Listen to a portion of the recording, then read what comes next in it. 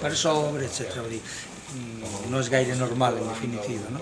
I per altra part, doncs, a mi m'agrada molt també perquè l'execució de l'obra davant del públic aporta un valor també afegit que és emocional, no solament pel públic, també pel pintor, O sigui, jo quan faig aquest tipus de cosa moltes vegades estic en un estat de nervis fort, en molts moments.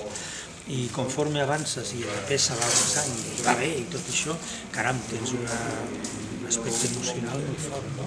I que a mi m'agrada la pintura que emociona, no solament el públic, també el pintor, esclar. De manera que continuaré fent això.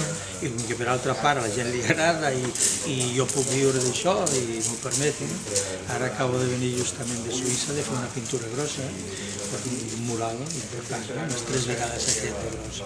I ja l'he entregat aquests dies i he aprofitat de venir aquí per fer això. I d'aquí a pocs dies me tocarà fer i ara estic preparant també un altre tema per fer en un lloc molt curiós que és als Estats Units, un col·leccionista de fora.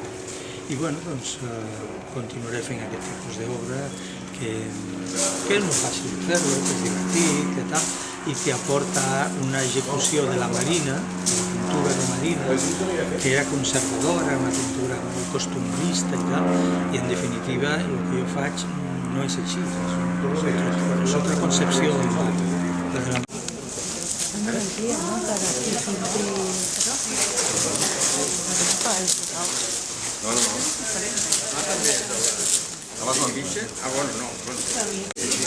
Avui la parla. Ah, bueno, va. I a les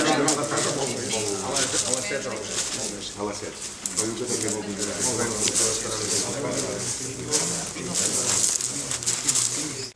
bé.